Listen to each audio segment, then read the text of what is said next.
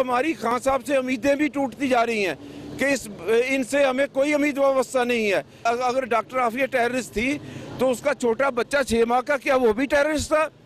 उस वक्त उसके 2 बच्चे, 5 साल की मरियम और 6 साल का अहमद, क्या वो भी टेररिस्ट थे? खुदा का वास्ता कोई बोलता ही नहीं है और हुक्मरान जो है वो खामोश, गूंगे, बहरे, अंधे बने हुए हैं। ट्रंप है, इससे जवाब चाहिए। किस इंसानियत की बात करते हो तुम? किस मुंह से बात करते हो? कौन सा इंसानियत के ऊपर तूने रैम खाया है? तूने इराक उजाड़ा और बाद में तुम्हारा जो टोनी ब्लेयर था वो कह दिया उसने को हमें वो बिल्कुल गलत इंफॉर्मेशन थी, वहां पे कोई इस तरह के खतरनाक वो जो थे कीमियाई हथियार नहीं थे, तो डूब मरना चाहिए तुम्हें।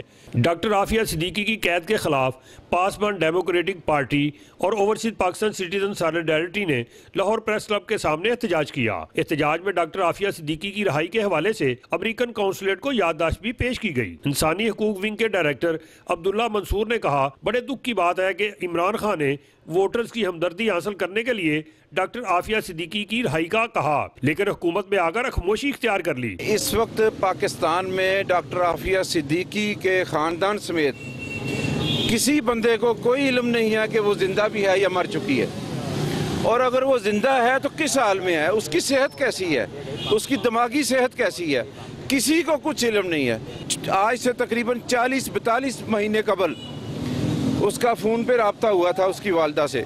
वो 74 साल की वालदा है, उसको डियाबिटिक भी है, उसको बहुत सारे मसाइल हैं, बूढ़ी औरत है, और दुख उसका कर्ब कि उसकी बेटी से 4 साल पहले फ़ोन पे रब्ता हुआ जेल से, और 4 साल के बाद अब तक कोई रब्ता नहीं है।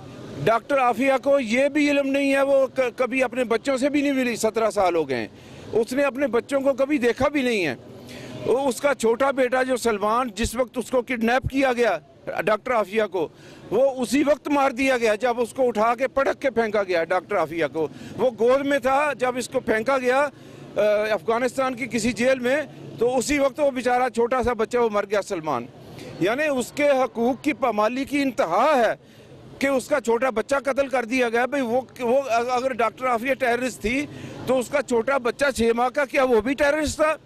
उस वक्त उसके 2 बच्चे, 5 साल की मरियम और 6 साल का अहमद, क्या वो भी टेररिस्ट थे?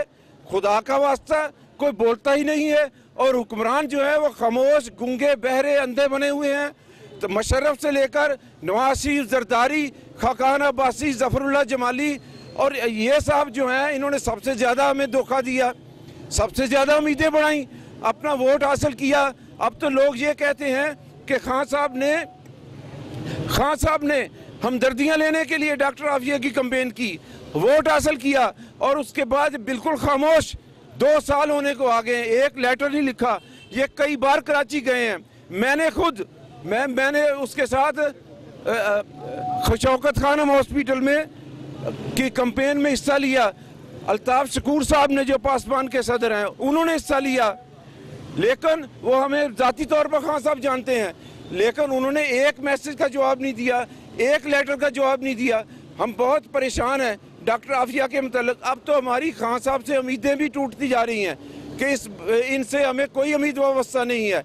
शायद कोई और कुव्वत उठे, कोई और बंदा उठे तो डॉक्टर आफिया के लिए कोई लेटर ही लिख दे। ओवरसीज पाकिस्तान सिटीजन सॉलिडारिटी के चेयरमैन अजीम कसूरी ने अपने खिताब में कहा कि डॉक्टर आफिया सिद्दीकी ने वो कौन सा ऐसा जुर्म किया है कि 17 साल से कैद काट रही है। दुनिया के हकूक की पासदारी करने वाली तंजीमें कहाँ सोई हुई हैं। हम आफिया सिद्दीकी के बारे में दुनिया के सामने अपना एहतजाज रिकॉर्ड कराएं ताकि हमारे दुनिया भर के मुसलमान मुल्क के सरबराह वो भी इस चीज़ को सुन लें कि 17 साल की जदोजहद हो चुकी है और आज तक एक मुसलमान बेटी, एक माँ, एक बहन जो कैदोबंद में मुब्तला है उसके बारे में सोचा जाए।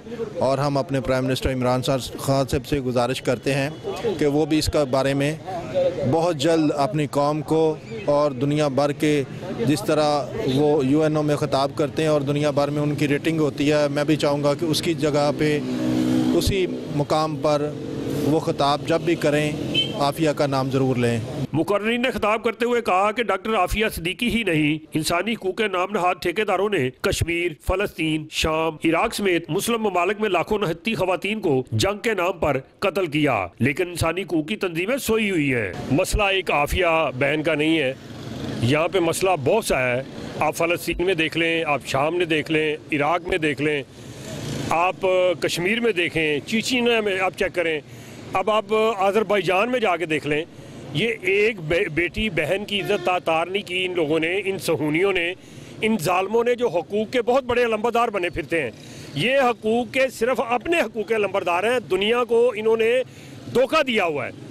आफिया सिद्दीकी को इसीलिए ये नहीं छोड़े। मुझे ये बताएं उसका जुर्म क्या था, कितने फौजी मारे आपके उसने, कितनी आपकी अवाम मारी उसने।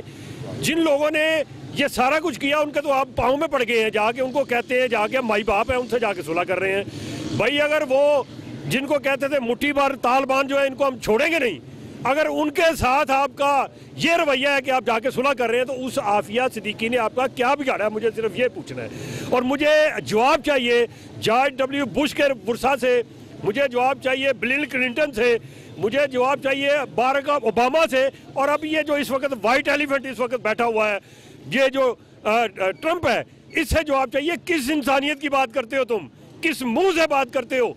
कौन सा इंसानियत के ऊपर तूने रहम खाया है?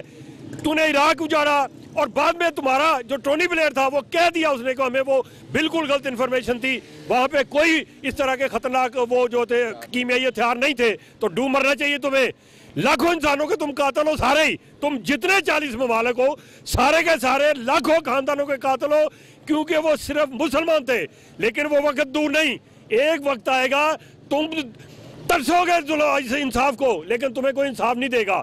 अभी भी ये तुम समझ आओ, इस आवाज़ को समझो और डॉक्टर आफिया सिद्दीकी को रहा करो। जितने तूने बेगुनाह तालिबान के नाम पे, तूने दहशतगर्द के नाम पे, इस्लामोफोबिया के नाम से जितने लोग पकड़े हुए सबको छोड़ो, नहीं तुम्हारा असर जो होगा वो फिर बाद में दुनिया देखेगी, दुनिया तुम पे थू थू करेगी, तुम्हारे अलाई पे भी थू थू करेगी। इसलिए मेरा तुमसे मुतालबा है कि अभी तुम डॉक्टर आफिया सिद्दीकी को छोड़ो, नहीं तो ये एहतजाज बढ़ता हुआ व्हाइट हाउस तक भी जा सकता है, ये बढ़ता हुआ बरतानिया तक भी जा सकता है, ये बढ़ता हुआ इसराइल तक भी जा सकता है। तो फिर इससे बेहतर है कि अभी से तुम अपना इसका जो है तदारक कर लो।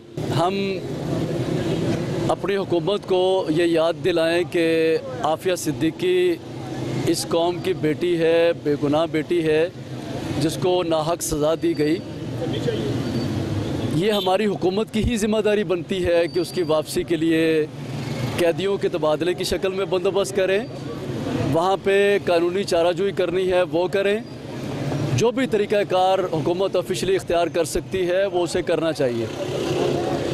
पिछले 2 घंटों से यहाँ हर तबका फ़िक्र से, इवन के बच्चे और ख़वातीन और बच्चियाँ, वो भी यहाँ पे हमारे इस एहतजाज में शरीक रही, हमारे हम आवाज़ रही हैं।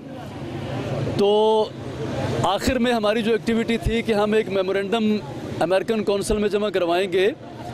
ये मेरे हाथ में है मेमोरेंडम, ये हमने ईमेल भी किया है और इसे हम पोस्ट भी कर देंगे। हमारी हुकूमत ने, हमारी इंतज़ामिया ने हमें इजाज़त नहीं दी कि ये हम वहाँ पे डिलीवर कर सकें। इसका भी हमें अफसोस है। हम पुरअमन और डेमोक्रेटिक लोग हैं, जमहूरी लोग हैं, हमारी सोच मुस्बत है, मुस्बत तरीके से अपनी बात को पहुंचाना जानते भी हैं और करते भी हैं। लेकिन आज यहाँ पे हमें मेमोरेंडम डिलीवर नहीं करने दिया गया। इसको हम इंशाअल्लाह ताला बाद में अमेरिकन कौंसिल को पोस्ट कर देंगे।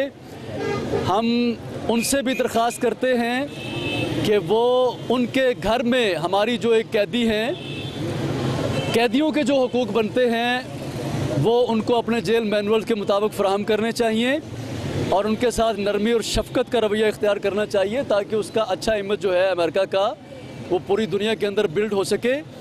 तो हम यहाँ से आप अपना एहतजाज जो है उसको वाइंड अप करेंगे और मेमोरेंडम हम इंशाअल्लाह ताला पोस्ट करेंगे और तोक़ो रखते हैं कि हमारे मेमोरेंडम को पहुँचाया जाएगा बालाई सतह पर।